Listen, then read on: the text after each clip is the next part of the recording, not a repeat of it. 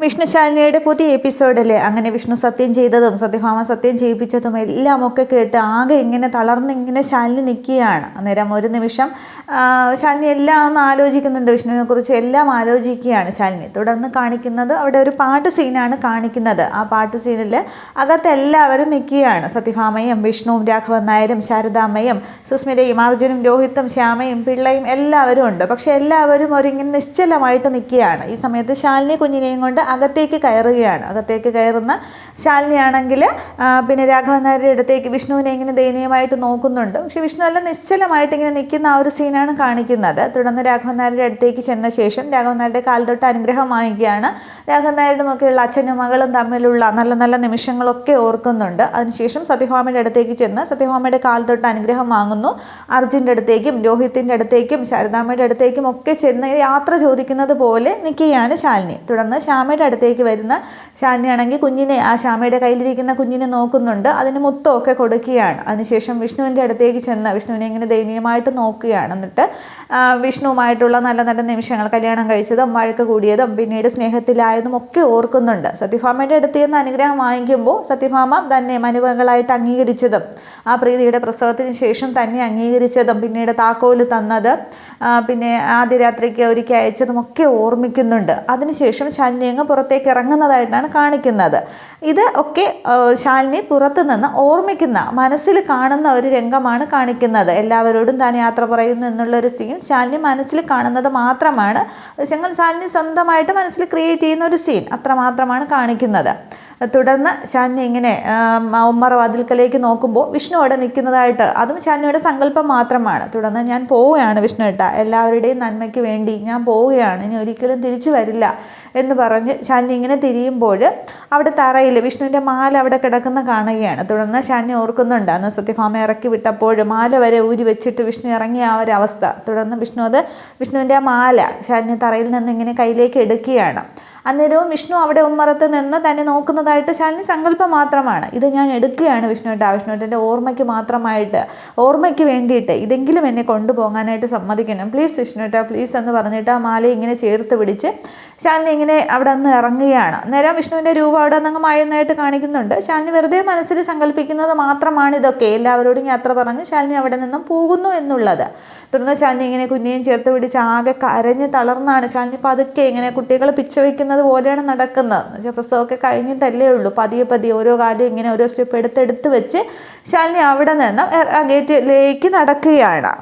ഇതേസമയം അകത്ത് നിന്നും ആകെ വിഷമിച്ച് പുറത്തേക്ക് ഇറങ്ങുന്ന വിഷ്ണു ആ ജീപ്പിലേക്ക് ഇങ്ങനെ കൈവച്ച് ഇങ്ങനെ നിൽക്കുകയാണ്. എന്തോ ഓർത്തെന്ന പോലെ വിഷ്ണു ഇങ്ങനെ തറയിലേക്ക് നോക്കുമ്പോൾ ശാലിനിയുടെ കൊലുസ് അവിടെ കിടക്കുന്ന കാണുകയാണ്. തുടർന്ന് വിഷ്ണു അത് ഓടിപ്പോയി എടുത്തിട്ട് ശാലിനി ഇയാൾ വന്നിരുന്നോ എന്നും പറഞ്ഞ കൊലുസുമായിട്ട് ഗേറ്റിൻ്റെ അടുത്തേക്ക് ഓടുകയാണ്. ഓടി ഗേറ്റ് വരെ എത്തുമ്പോൾ ഒരു ഓട്ടോ അവിടെ ഒന്നങ്ങ് പോകുന്നത് കാണുകയാണ്.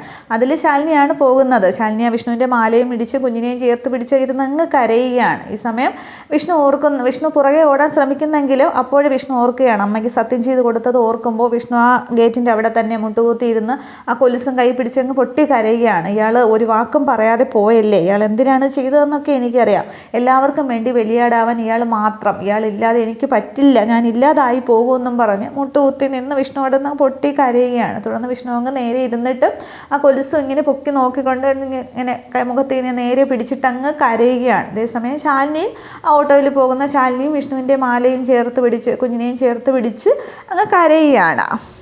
തുടർന്ന് രണ്ടുപേരുടെയും കരച്ചിൽ സീനിങ്ങനെ മാറി കാണിക്കുകയാണ്. വിഷ്ണുവിൻ്റെ കരച്ചിലും ശാലിനിയുടെ കരച്ചിലും സങ്കടം തന്നെയാണ്. വിഷ്ണു ശാലിനി ഇല്ലാതെ ജീവിക്കാൻ പറ്റില്ല എന്നും പറഞ്ഞ് ആകെ പൊട്ടിക്കരഞ്ഞ് തളർന്ന് അവിടെ തറയിൽ തന്നെ ഇരിക്കുന്നുണ്ട്. തുടർന്ന് കുടുംബശ്രീ വീട്ടിലേക്ക് വരുന്ന ശാലിനി അന്നേരം കുഞ്ഞിനെ കാണിക്കുന്നില്ല. ഹോട്ടൽ തുറക്കുകയാണ്. ഹോട്ടൽ തുറന്ന് അവിടെയൊക്കെ തറയിൽ ഇങ്ങനെ നോക്കുമ്പോൾ അതിന് മുന്നേ 2 ദിവസം മുന്നേ വിഷ്ണു കൊണ്ടു കൊടുത്ത കാൾ ലെറ്റർ അവിടെ ഇങ്ങനെ കവറും ലെറ്ററും മാറിക്കിടക്കുന്നത് കാണുകയാണ്. തുടർന്ന് ശാലിനി അത് എടുക്കുകയാണ്. എടുക്കുമ്പോൾ വിഷ്ണു കൊണ്ടു കൊടുത്തിട്ട് പറഞ്ഞത് കാര്യങ്ങളൊക്കെ ഓർമ്മിക്കുകയാണ്. ഇയാൾ ഇതിനു വേണ്ടിയല്ലേ കാത്തിരുന്നത്, ഇയാൾ കളക്ടറായിട്ട് വരുന്ന ദിവസത്തിന് വേണ്ടി കാത്തിരിക്കുകയാണ്, എല്ലാവർക്കും സന്തോഷം, അമ്മയ്ക്കും എനിക്കും ശാരദാമ്മയ്ക്കും എല്ലാവർക്കും എന്നൊക്കെ പറയുമ്പോൾ ശാലിനിക്ക് ഇവിടെ നിന്ന് ഒരു ധൈര്യമൊക്കെ കൈവരികയാണ്. തുടർന്ന് ശാലിനി ആ ലെറ്റർ ഒന്നുകൂടി ഇങ്ങനെ വായിച്ച ശേഷം അത് കളക്ടർ ആവണം, തനിക്ക് ജയിക്കണം എന്നുള്ള ഒരു ചിന്ത ശാലിനിയുടെ മനസ്സിലിങ്ങനെ വരികയാണ്. തുടർന്ന് കാണിക്കുന്നത് കുറേ ദിവസങ്ങൾക്ക് ശേഷം സത്യഭാമയുടെ വീടാണ് കാണിക്കുന്നത്. അവിടെ രാത്രിയാണ്. രാഘവൻ നായർ ഇങ്ങനെ കസേരയിൽ ഇരിക്കുകയാണ്. അന്നേരം ഭാമ വെള്ളമൊക്കെ ആയിട്ട് വരുന്നുണ്ട്. പക്ഷേ രാഘവൻ നായരാണെങ്കിൽ ആകെ ദേഷ്യത്തിലാണ്. വിഷ്ണുവിനെ കൊണ്ട് സത്യം ചെയ്ത കഥയൊക്കെ ആലോചിച്ച് ഇങ്ങനെ ഇരിക്കുമ്പോൾ, കാര്യമൊക്കെ ആലോചിച്ച് ഇങ്ങനെ ഇരിക്കുമ്പോൾ ഭാമ വന്നിരുന്ന് ഫോൺ നോക്കുകയാണ്. അന്നേരം ഭാമ എന്ന് വിളിക്കുകയാണ്. തുടർന്ന് പറയുന്നുണ്ട്, നീ ചെയ്ത കാര്യങ്ങൾ എന്തൊക്കെയാണ് നിനക്ക് ഓർമ്മയുണ്ടോ? ശാലിനി ട്രെയിനിങ്ങിന് വേണ്ടി മസൂറിലേക്ക് പോയി, എന്ന് പോയി, എപ്പോൾ പോയി എന്നൊന്നും അറിയില്ല എന്നിങ്ങനെ പറയുമ്പോൾ ഭാമ ഇങ്ങനെ ആദ്യം ശ്രദ്ധിക്കാതെ ശാരദാമ്മയോട് ചോദിക്കാമായിരുന്നില്ലേ, അവരവിടെ ഉണ്ടല്ലോ എന്ന് പറയുമ്പോൾ പറയുകയാണ്. അന്നേരം അവരവിടെ ഇല്ല, അവരും എങ്ങോട്ടോ പോയി, എങ്ങോട്ടാണ് പോയതെന്ന് അറിയില്ല, അവർ സ്വയം ഒരുക്കിയൊരു ശിക്ഷയായിരിക്കാം, അവർ തമിഴ്നാട്ടിലോ എവിടെയോ ഹോട്ടൽ നടത്തി ജീവിക്കുന്നു എന്നൊക്കെ ആരൊക്കെ പറയുന്നത് കേട്ടു. അതൊക്കെ കേട്ട് ശങ്കരൻ അവരെ തിരക്കി പോയി. പക്ഷെ അവിടെ ചെന്നപ്പോൾ അവിടെ കണ്ട സ്ത്രീയുടെ രൂപവും ഭാവവും ഭാഷയും ഒക്കെ ഒരു വ്യത്യാസം, ശാരദാമ്മയുടെ ഇരട്ട സൗകര്യമാണെന്നൊക്കെയാണ് ശങ്കരൻ പറയുന്നത്. പിന്നെ കുടുംബശ്രീ വീട് പൂട്ടിക്കിടക്കുകയാണ്, ഒരു പ്രേതാലയം പോലെ. പക്ഷേ കുടുംബശ്രീ ഹോട്ടൽ പ്രവർത്തിക്കുന്നുണ്ട്. ശാരദാമ്മ പോകുന്നതിന് മുമ്പ് അത് ശാന്തയെ ഏൽപ്പിച്ച് പോയി. പിന്നെ മൂത്ത മകൾ ശ്യാമയുടെ കാര്യം, അവർ കണ്ണൂരോ പാലക്കാടോ ഇങ്ങോട്ടാണ് ഭർത്താവിന് ജോലി, ശ്യാമയുടെ ഭർത്താവിന് ജോലി, അങ്ങോട്ട് പോയെന്നൊക്കെ പറയുന്നത് കേട്ടു. പിന്നെ കൃഷ്ണൻകുട്ടിയും വിജയലക്ഷ്മിയും മാത്രമാണുള്ളത്. അവരങ്ങ് തക്കലേക്ക് പോവുകയും ചെയ്തു. പിന്നെ ആകെയുള്ളത് ശ്യാമ മാത്രമാണ്. അവളാണെങ്കിൽ ഭർത്താവിനെയും കുഞ്ഞിനെയും നോക്കി നീ വരച്ച ലക്ഷ്മണ രേഖയ്ക്കുള്ളിൽ സുഗ്രീവാജ്ഞയും കേട്ട് ഇവിടെ കഴിയുകയാണ്.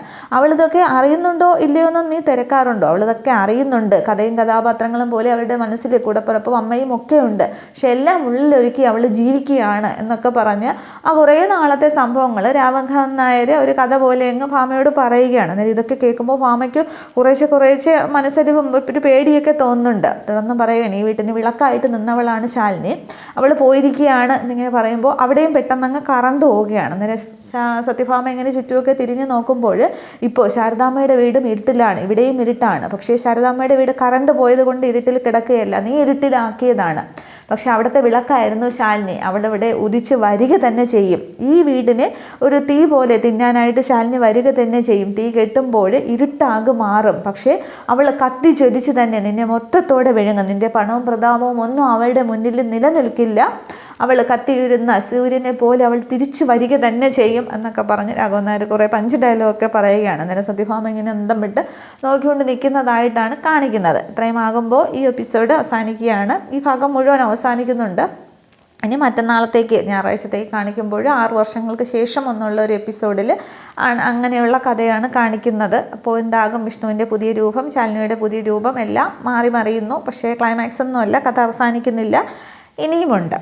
Okay, thank U.